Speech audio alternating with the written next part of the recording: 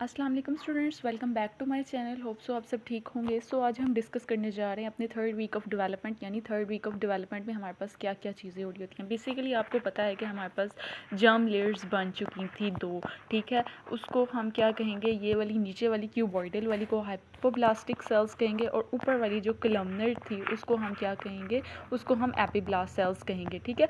तो अब क्या होना है कि जो एपीब्लास्ट है ना, ये एपीब्लास्ट इसने कन्वर्ट करनी है, 3 लेयर्स बनाएगी। एपीब्लास्ट 3 लेयर्स बनाएगी, ठीक है, जिसको हम क्या कहेंगे, एक्टोडर्म कहेंगे, एक को एंडोडर्म कहेंगे, और तीसरी को हम क्या कहेंगे, मीजोडर्म कहेंगे। तो एपीब्लास्ट ने अब थर्ड वीक ऑफ डेवलपमेंट में ये 3 लेयर्स बनानी है, ठीक है। इसी सारे प्रोसेस को हम क्या कहते हैं, इन्हीं सारी लेयर्स से ना, ठीक है, इनसे आगे हमारे पास ऑर्गन्स बनने हैं, ठीक है। मतलब इसी ने स्पेसिफाई करना है कि इस वाली ने कौन से ऑर्गन बनाने हैं, इस वाली ने एंडोडर्म ने कौन से ऑर्गन बनाने हैं, और मीजोडर्म ने कौन से ऑर्गन बनाने हैं। ये आगे हम जाके डिटेल में बात करेंगे, ठीक है। तो इसमें हम डिटेल में बात करेंगे कि एक्टोडर्म एंडोडर्म क्या क्या चीज़ें बनाएगा। इसके बाद ये बात होगी, और इसके अलावा जो है मतलब हमने देखा कि एपीब्लास्ट से जो हमारे पास 3 लेयर्स बनेंगी, इस प्रोसेस को क्या कहेंगे, या तो गैस्ट्रुलेशन कहेंगे, क्या कहेंगे, गैस्ट्रुलेशन कहेंगे, या फिर ऑर्गेनोजेनेसिस कहेंगे, ठीक है। क्योंकि इससे सारे ऑर्गन बने हैं, तो इसको हम क्या कहेंगे, गैस्ट्रुलेशन कहेंगे, ठीक है। ये बात क्लियर होगी। अब हम आगे बात करते हैं कि हमारे पास ज़्यादा से कैरेक्टरिस्टिक्स होते हैं ना, वो बेसिकली कहाँ कब अकर हो रहे होते हैं। जितने भी हमारे पास कैरेक्टरिस्टिक्स होते हैं वो हमारे पास थर्ड वीक पे बेसिकली ज़्यादा मतलब कैरेक्टरिस्टिक्स जो किसी भी एम्ब्रियो के होंगे वो थर्ड वीक पे स्टार्ट हो जाएंगे, ठीक है। अब जो गैस्ट्रुलेशन है वो भी थर्ड वीक में ही हमारे पास स्टार्ट होगी, ओके। अब हम देखेंगे, अब मैं आपको यहाँ पे एक चीज़ बताऊँगी कि देखें, ये है हमारे पास एपीब्लास्ट, ठीक है। ये क्या है हमारे पास, सॉरी, ये है हमारे पास हाइपोब्लास्ट, ठीक है। हाइपोब्लास्ट के ऊपर हमारे पास कौन सी लेयर प्रेजेंट है, थोड़ा कलर चेंज करते हैं ताकि आपको इजीली समझ आ जाए। हाइपोब्लास्ट के ऊपर ये हमारे पास एपीब्लास्ट है, ठीक है। ये सारा हमारे पास एपीब्लास्ट है। अब ये इस तरह हमारे पास एक स्ट्रक्चर सा बना होता है, ठीक है। ये जाहिर है अब ये 3 डायमेंशनल स्ट्रक्चर होता है, तो यहाँ पे भी हमारे पास सेल्स की लेयर्स प्रेजेंट होंगी, एपीब्लास्ट और हाइपोब्लास्ट की, ठीक है। अब ये सारी बात हो गई, ये एपीब्लास्ट और हाइपोब्लास्टिक सेल्स जो हैं ये हमारे पास प्रेजेंट है। अब बेसिकली हमारे पास क्या होगा कि ये जो एपीब्लास्टिक सेल्स हैं ना, इन एपीब्लास्टिक सेल्स से हमारे पास जो है वो एक मतलब स्ट्रीक या एक आप कहें ले लाइन ड्राइव होगी, ठीक है। इन एपीब्लास्टिक सेल से हमारे पास क्या हो जाएगी, एक लाइन ड्राइव होगी, ठीक है। और वो हमारे पास उस लाइन को हम क्या कहेंगे, प्रिमिटिव स्ट्रीक। उस लाइन को क्या कहेंगे, प्रिमिटिव स्ट्रीक, ठीक है। तो ये वाली जो चीज़ें हैं, ये नेम्स आपने याद रखने हैं। जाहिर अब ये तो एक क्रैमिंग वाला प्रोसेस है, अब इसको मैं आपको समझा तो नहीं सकती कि इसका नाम, मतलब ये तो मैं आपको बता नहीं सकती इसका नाम प्रिमिटिव स्ट्रीक क्यों है। ये आपको वैसे पता होगा, सेकेंड ईयर में आपने पढ़ा था। अब ये जो पर्पल वाली है ये क्या है हमारे पास, एपीब्लास्ट, और ये जो पैरेट वाली है ये है हमारे पास हाइपोब्लास्ट। और यहाँ एपीब्लास्टिक सेल से जो एक लेयर ड्राइव हो रही है मिड लाइन में एक जो है मतलब लाइन सी डेवलप हो रही है, उसको हम क्या कहेंगे, प्रिमिटिव स्ट्रीक। इस प्रिमिटिव स्ट्रीक के थ्रू बेसिकली सारे सेल्स वगैरह ने मूव करना है, ठीक है। इसको हम क्या कहेंगे, प्रिमिटिव स्ट्रीक करेंगे। अब जो है मतलब जो स्टार्टिंग में ये इतनी विजिबल नहीं होती प्रिमिटिव स्ट्रीक, ठीक है। मतलब एक लाइन शो हो रही होती है, लेकिन जैसे एक लाइन ना मतलब ऐसे डॉटेड लाइन कहीं पे शो हो रही है कहीं पे नहीं हो रही, तो बेसिकली पहले ये इस तरह की होती है। लेकिन जैसे ही हम 15 से 16 डे हो जाता है एम्ब्रियो को, तो ये लाइन जो है वो विजिबल होना शुरू हो जाती है, ठीक है। और इस लाइन में हमारे पास एक तो ये लाइन शो होती है, और दूसरा इसके ये वाला जो रीजन है ना, जाहिर है ये एम्ब्रियो का जो रीजन है इसको हम क्या कहेंगे, क्रेनियल एंड कहेंगे। इसको हम क्या कहेंगे, क्रेनियल यानी हेड वाला, ठीक है। इसको क्या कहेंगे, क्रेनियल एंड कहेंगे, ठीक है। ये बात भी क्लियर हो गई। ये ऊपर वाले को हम क्या कहेंगे, क्रेनियल हेड वाला रीजन, यानी यहाँ से सारा फोरहेड नहीं ड्राइव होना है। और ये हमारे पास है कॉर्डल एंड, ठीक है। यहाँ पे हमारे पास जितने भी मतलब लोअर लिम्ब वगैरह है उसने अराइज होना है, ठीक है। अब ये दो एपीब्लास्ट और हाइपोब्लास्ट, ये दो हमारे पास थी जर्म लेयर्स, ये भी आपको पता चल गया। अब जो है हमने कहा कि ये प्रिमिटिव जो स्ट्रीक है इसके जो कॉर्डल एंड है, इसका कौन सा, ये जो कॉर्डल एंड है, ठीक है। ये यहाँ पे हमारे पास जो है ये बल्जिंग सा एरिया अपीयर हो जाएगा, एक बल्जिंग सा एरिया, ठीक है। इस बल्जिंग से एरिया को हम क्या कहेंगे, प्रिमिटिव इस बल्जिंग से एरिया को हम क्या कहें, हम कहेंगे प्रिमिटिव नॉड, ठीक है। क्या कहेंगे, प्रिमिटिव नॉड, ठीक है। अब ये पूछा जाता है कि ये प्रिमिटिव नॉड जो है ये कब मतलब अपीयर होता है या हमारे पास पूछा जाता है कि कब ये विजिबल होना शुरू हो जाता है, तो आपने ये कहना है कि जो हमारे पास जो है ना 15 to 16 डे के मतलब से ऑनवर्ड जो है ये हमारे पास एक तो प्रिमिटिव स्ट्रीक नोट बनना शुरू हो जाता है और प्रिमिटिव स्ट्रीक जो है वो विजिबल होना शुरू हो जाती है। ठीक है, अब इस क्रेनियल एंड पे एक बल्जिंग सा एरिया डेवलप हुआ है, उसको हम क्या कहेंगे, उसको हम कहेंगे प्रिमिटिव स्ट्रीक, प्रिमिटिव नोट कहेंगे। ठीक है, ये बात भी ठीक होगी। अब हम देखेंगे कि इस प्रिमिटिव नोट के अंदर ना एक पिटेड सा एरिया होता है, मतलब पिट सी होती है इसकी, यहाँ पे एक पिट मतलब एक धंसा सा एरिया होता है। ठीक है, या आप इसको कह लें सॉरी उभरा हुआ सा एरिया प्रेजेंट होता है। ठीक है, उसको हम क्या कहेंगे, उसको हम कहेंगे प्रिमिटिव पिट। ठीक है, ये वाली चीज़ें आपको होप सो क्लियर हो गई होंगी। प्रिमिटिव स्ट्रीक क्या है, प्रिमिटिव नोट क्या है, ये है हमारे पास प्रिमिटिव पिट। ठीक है, अब जो हम बेसिकली ये प्रिमिटिव स्ट्रीक का पर्पस ही ये था कि यहाँ से ऑर्गन्स ने यहाँ से ये एपिब्लास्टिक सेल्स वगैरह ने मूव करना है और फिर वो जो 3 लेयर्स थी ना, एपिब्लास्ट, हाइपोब्लास्ट, एंडोडर्म, एक्टोडर्म और मेसोडर्म, इन 3 लेयर्स ने बनना है। ठीक है, सो अब हम देखते हैं आगे हमारे पास क्या बात है। आगे हम देखेंगे कि जो एपिब्लास्टिक सेल्स हैं यहाँ पे जितने भी, अब मैं थोड़ा सा क्लियर कर देती हूँ ताकि आपको चीज़ें हैं जो हैं वो दोबारा अच्छी तरह से समझ आना शुरू हो जाए।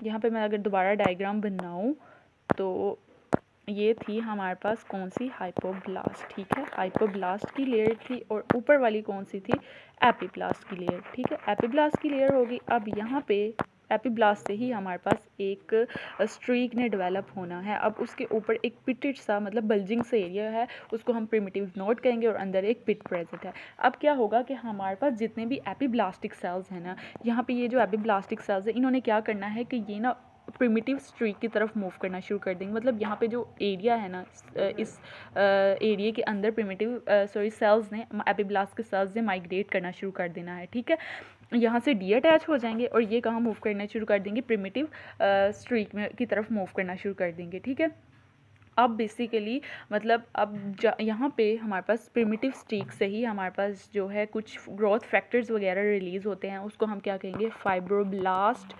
यहाँ पे मैं लिख देती हूँ फाइब्रोब्लास्ट ग्रोथ फैक्टर। ठीक है, क्या है, fibroblast growth factor 8 protein, fibroblast growth factor 8 protein. Fibroblast growth factor 8 protein basically यहाँ से ही इस स्ट्रीक से ही रिलीज़ होंगे। इस स्ट्रीक से रिलीज़ होने के बाद ये क्या करेंगे कि बेसिकली डिफरेंट जो लेयर्स बननी है ना उनको कंट्रोल करना है। यानी जो मतलब एपिब्लास्ट की जो लेयर्स बननी है, यानी एपिब्लास्ट से जो सेल्स निकलने हैं उनसे फिर हमारे पास जो 3 लेयर्स बननी है, तो ये हमारे पास जो प्रोटीन है या ये कह लें आपके जीन है, इसने कंट्रोल करना है कि ये कौन कौन सी लेयर बनाएगा। ठीक है, अब ये कंट्रोल करेगा कि पहले लेयर हमारे पास कौन सी बनी है।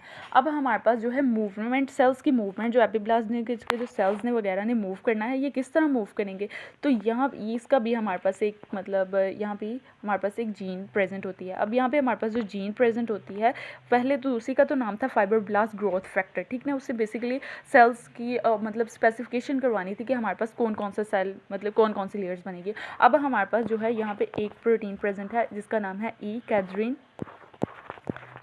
प्रोटीन। क्या नाम है उसका, ई कैडरीन प्रोटीन। ई कैडरीन प्रोटीन ने क्या करना है कि जितने भी एपिब्लास्टिक सेल्स जो हैं इनको क्या करना है, आपस में अटैच करके रखना है। ठीक है, ई कैडरीन प्रोटीन ने जितने भी एपिब्लास्टिक सेल्स हैं इनको जो क्या कर देना है, अटैच करके रखना है। अब बेसिकली हमने जो पढ़ा कि फाइब्रोब्लास्ट ग्रोथ फैक्टर है ना, अब यहाँ पे अगर हम एक मतलब टेबल बनाएं तो हम यहाँ पे लिखेंगे कि जितना भी हमारे पास FGF फाइब्रोब्लास्ट ग्रोथ फैक्टर है, इसने क्या कर देना है, जैसे ही हमारे पास germ layers 3rd week of development start हो गई तो यहाँ पे जो ई कैडरीन प्रोटीन थी उसको क्या कर देना है, उसकी डाउन रेगुलेशन कर देनी है, यानी उसको कम कर देना है। ठीक है, उसके इफेक्ट को कम कर देना है, उसकी एक्टिविटी को डिक्रीज़ कर देना है। तो उसके बाद हमारे पास क्या होगा कि सेल जो है वो एपिब्लास्ट के साथ आपस में एपिब्लास्टिक सेल जो है वो अटैच नहीं रहेंगे, यानी डी अटैच हो जाएंगे एक दूसरे के साथ से। ठीक है, जैसे ही वो डी अटैच होंगे तो वो प्रिमिटिव स्ट्रीक की तरफ क्या करना शुरू कर देंगे, मूव करना शुरू कर देंगे। ठीक है, अब यहाँ पे इसके अलावा हमारे पास एक ब्रिकाइल जीन एक्सप्रेशन भी होता है, वो क्या करेगा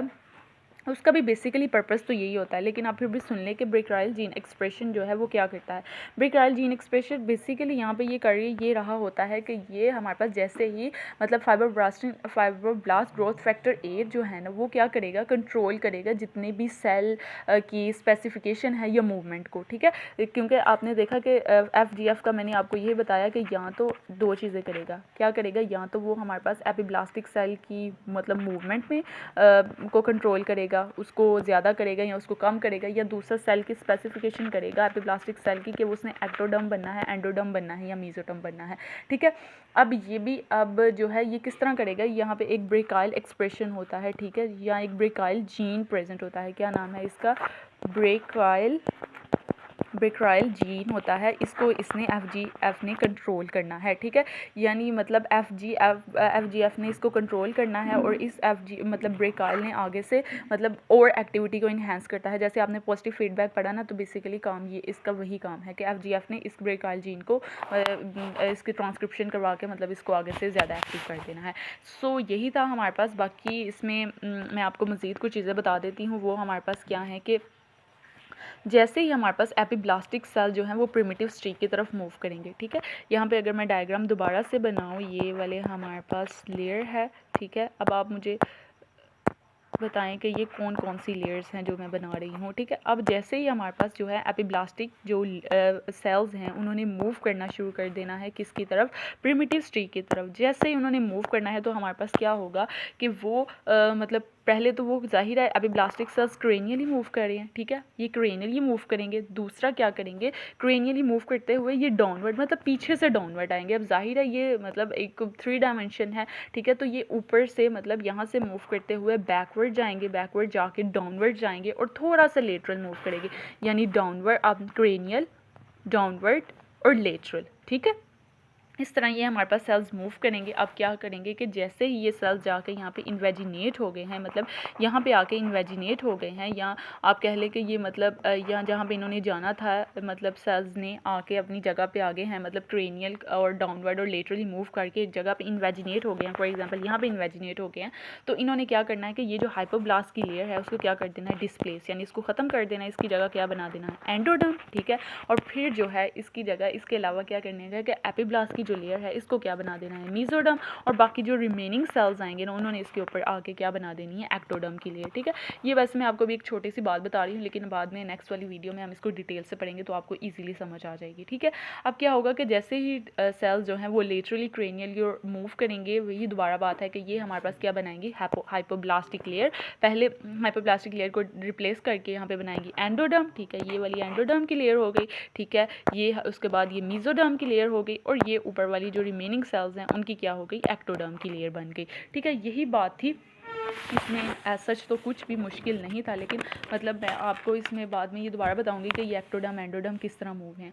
अब ये हमारे पास जो है, अब इसमें हम ये कहेंगे कि जो लेटरली ये इतना एक्सपैंड करेंगे, ये वाले सेल्स, ठीक है, ये लेटरली इतना एक्सपैंड करेंगे कि जो हमने पढ़ा था कि यॉर्क सैक, यानी इसके ऊपर हमारे पास कैविटी होती है यॉर्क सैक, ये वाली हमारे पास एमनियोटिक कैविटी, और या इसको हम क्या कहेंगे जो एमनियोटिक कैविटी, या फिर हमारे पास नीचे जो एक्स्ट्रा एम्ब्रियोनिक, यहाँ पे जो एक्स्ट्रा एम्ब्रियोनिक मेसोडर्म है, इन सेल्स ने इसके साथ जाके अटैच हो जाना है, ठीक है।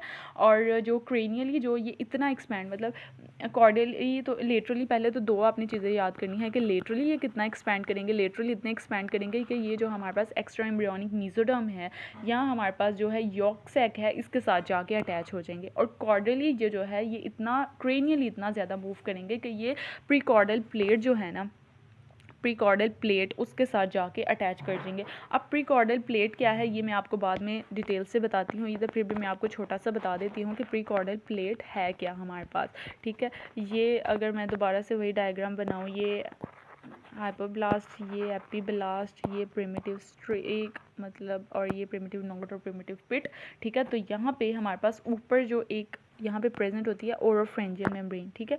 ये क्या होती है ओरोफ्रेंजियल मेम्ब्रेन, ये मेम्ब्रेन मतलब ये पहले से ही मतलब कुछ प्रिकर्सर सेल्स वगैरह प्रेजेंट होते हैं, ठीक है, जिससे हमने पढ़ा था कि प्रिमोर्डियल जर्म सेल्स वगैरह प्रेजेंट थे, ठीक है, गैमेट्स की फॉर्मेशन के लिए। तो यहाँ भी ओरोफ्रेंजियल मेम्ब्रेन प्रेजेंट होती है, ठीक है। ओरोफ्रेंजियल मेम्ब्रेन ने बेसिकली ओरल कैविटी बनाना है, यानी उसके ओरल कैविटी के प्रिकर्सर है, तो इसके और प्रिमिटिव स्ट्रीक के दरमियान या प्रिमिटिव नोड के दरमियान में हमारे पास एक प्लेट बनती है जिसको हम क्या कहेंगे, प्री कॉर्डल प्लेट। अब प्री कॉर्डल प्लेट बेसिकली हमारे पास नोटोकॉर्ड के प्रिकर्सर्स होते हैं, ठीक है। अब हम बेसिकली ये सारा गेस्टिकुलेशन का प्रोसेस क्यों पढ़ रहे थे, ठीक है, ये हम आगे जाके हमें सारी चीज़ें मतलब आइडिया हो जाएंगी। सो होप सो आपको सब समझ आ गया होगा, इसमें ऐसा कुछ मुश्किल नहीं लगा होगा। अगर आपको फिर भी कुछ इसमें से मुश्किल लग रहा है तो आप कमेंट सेक्शन में पूछ ले। If you like my video kindly subscribe my channel. Thank you so much.